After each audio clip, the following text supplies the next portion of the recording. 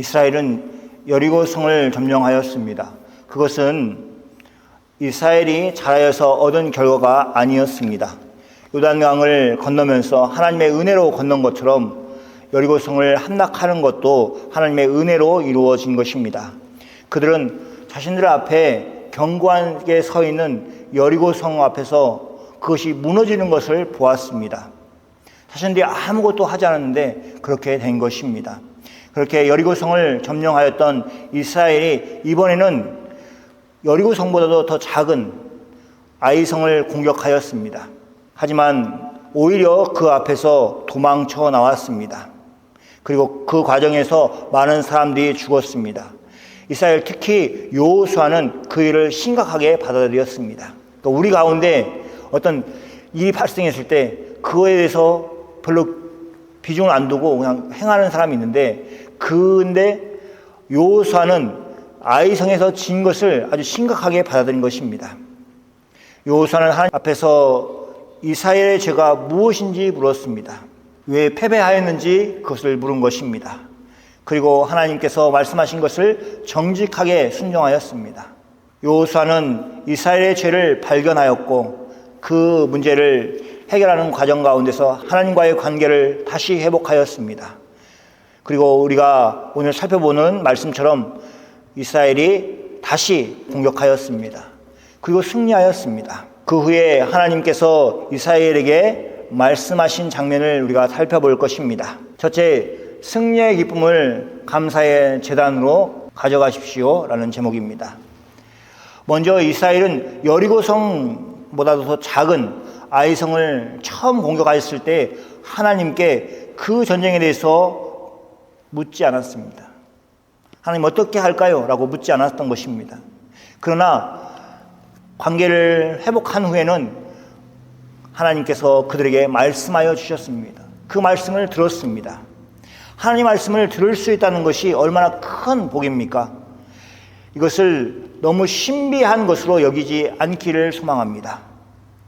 하나님께서는 여러 가지 방법으로 자신의 뜻을 보여주시기 때문에 그렇습니다.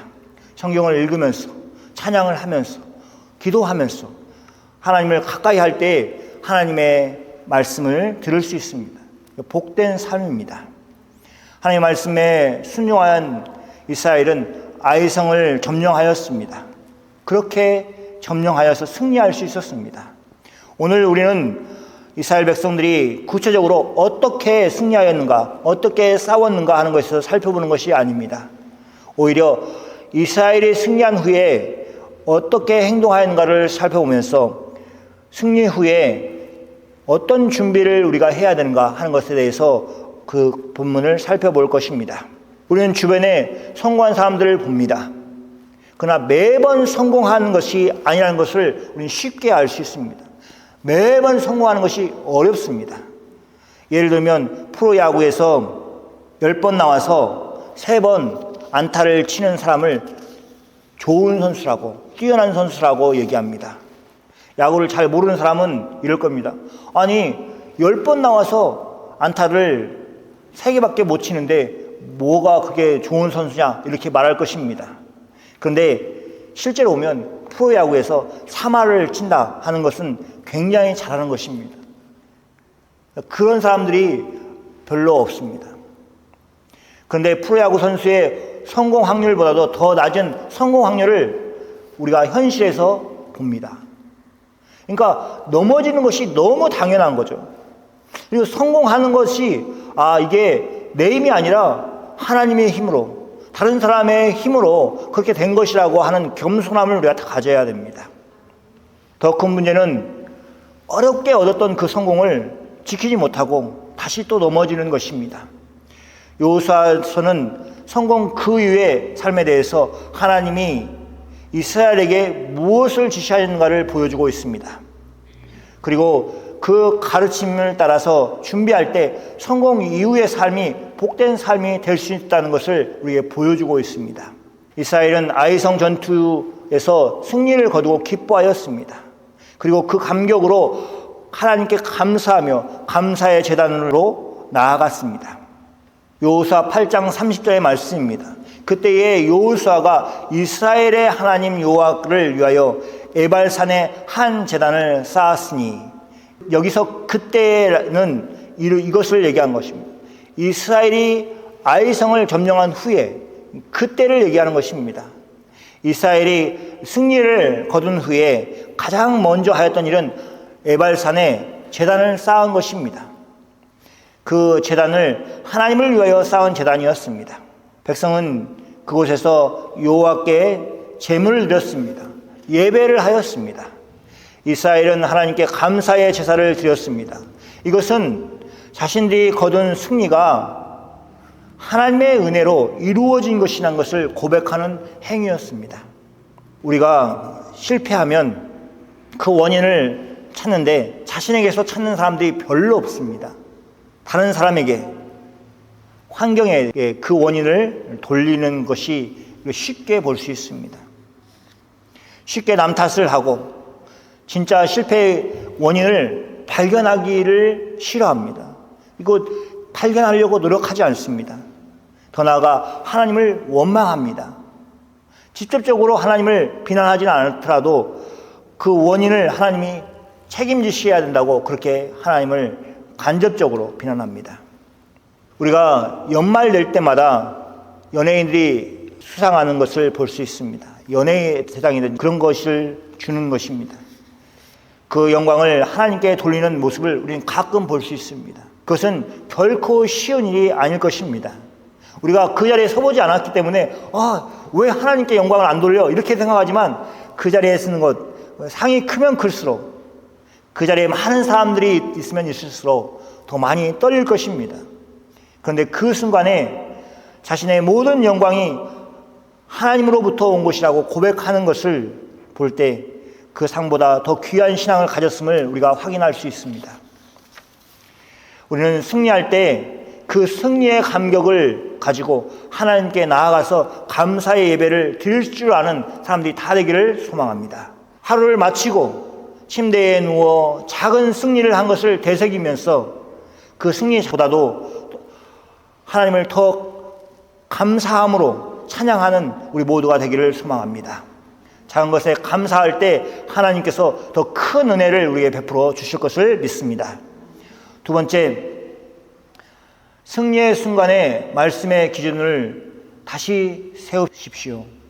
이스라엘 백성들은 하나님께 감사의 예배를 드렸습니다. 그리고 나서 32절에 기록이 되어 있습니다. 무엇을 하였는지를 기록하고 있습니다. 여호수아가 거기서 모세가 기록한 율법을 이스라엘 자손의 목전에서 그 돌들에게 기록하매라고 되어 있습니다. 여호수아는 아이성 전투에 승리를 가진 후에 생긴 여유를 가지고 우리가 읽은 말씀처럼 그 힘과 역량을 이스라엘이 말씀을 기준으로 세워서 살아갈 수 있도록 돌들에게 기록한 것입니다. 율법을 기록한 것입니다. 그들에게는 하나님께서 모세를 통해서 주신 율법이 있었습니다.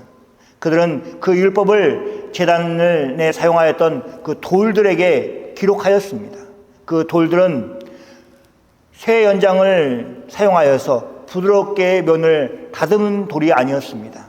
그들은 외형을 꾸미는 것에 힘을 온전히 쓰지 않았습니다. 대신 하나님의 율법을 그 돌 위에 기록하는 데에 그 힘을 사용하였습니다. 무엇이 중요한지 이스라엘 백성들이 깨닫도록 여호수아가 일부러 돌을 다듬지 않고 거기에 율법을 기록한 것입니다. 하나님께서 율법을 주심으로 이스라엘이 어떻게 살아야 하는지를 가르쳐 주셨습니다. 당시에 오늘처럼 모든 사람들이 성경을 가지고 있는 것이 아니기 때문에 레위인들이 백성들에게 부지런히 그 말씀을 가르치는 일을 하였던 것입니다. 그런데 지금은 하나님의 말씀을 알 수 있는 통로가 많이 있습니다. 그렇기 때문에 우리는 여러 길로 하나님의 말씀을 듣고 그대로 행할 줄 알아야 됩니다. 모든 이스라엘 백성 앞에서 돌에 율법을 기록한 것은 백성들이 그 말씀을 기억하고 되새기도록 하기 위함이었습니다. 돌에 기록된 말씀은 시간이 지나도 변함없이 그 자리에 남아 있었을 것입니다. 그러므로 사람들이 마음만 먹으면 언제든지 그 내용을 확인할 수 있도록 만들었습니다. 그렇게 하나님을 진실로 사랑하는 사람들은 그 돌에 기록된 율법을 읽고 그 말씀대로 살았을 것입니다. 이것은 하나님의 말씀을 이스라엘의 삶의 기준으로 만드는 작업이었습니다. 우리는 역사 속에서 여러 왕들이 승리한 것을 기념하기 위해서 비석을 세운 것을 알고 있습니다.